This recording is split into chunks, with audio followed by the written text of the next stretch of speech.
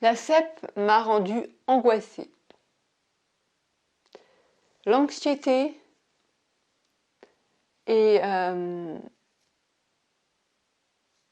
normale lorsque l'on vit avec une maladie chronique, parce que l'avenir est incertain.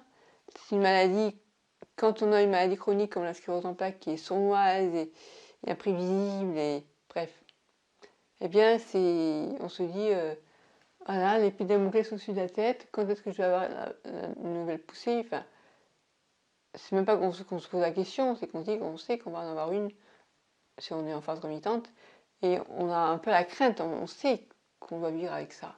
Et si on est en phase progressive, on sait aussi que l'avenir n'est pas très joyeux, et ça peut provoquer une anxiété généralisée, des crises de panique des fois aussi, et ça c'est normal parce que on vit avec un stress chronique. Quand je dis stress chronique, c'est devoir faire face à ce côté imprévisible de la maladie. Et puis,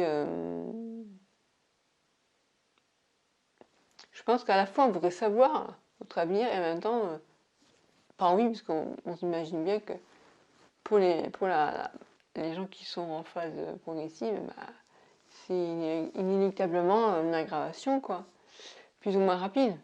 Et moi, je vois quand des fois j'ai de la pub où les gens me disent on va vous dire votre avenir, astrologue.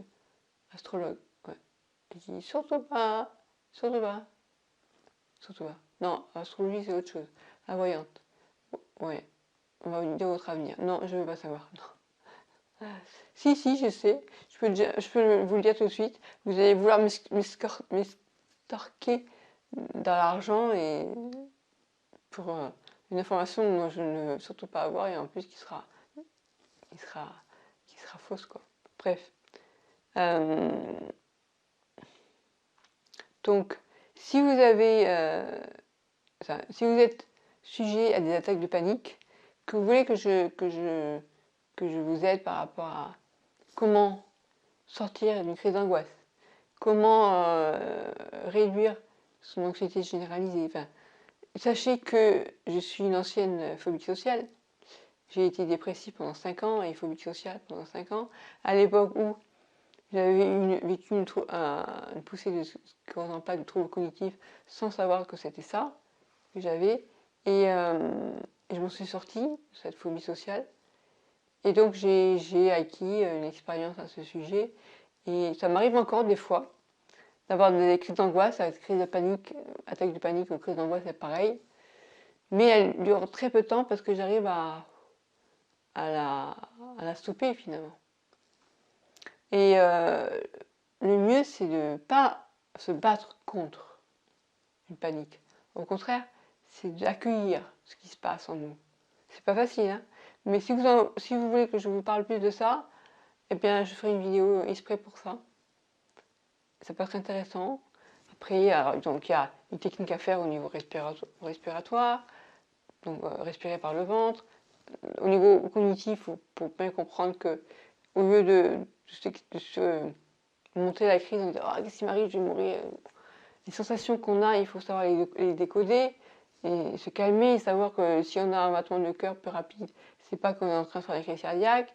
Et puis que on a du mal à respirer, c'est parce qu'on respire mal. Il faut au contraire se calmer. Il y a des techniques aussi de tapotement méridien pour aider à retrouver le calme. Moi, je respire calmement et puis je me rassure en disant bon, ça y est, j'appelle ça une. Comment je dis ça? Je les ai vus. Une angoisse nauséeuse, parce que des fois, j'ai l'impression de vomir, je suis pas bien, et puis je respire correctement et après ça passe rapidement. Ça passe en quoi, 2 minutes, quoi, vous voyez. Alors qu'avant, les crises, elles duraient bien un quart d'heure. Bref. Donc voilà, donc si vous avez aimé la vidéo, likez-la, partagez-la. Si vous voulez que je fasse une vidéo où je vous montre comment je fais en cas de crise de panique, dites-le moi. Voilà. À bientôt. Dans le Kindle, je parle un peu de l'anxiété et de la dépression. Donc allez télécharger, soit sur Amazon à 99 centimes, soit en téléchargement gratuit en audio sur le blog. À bientôt.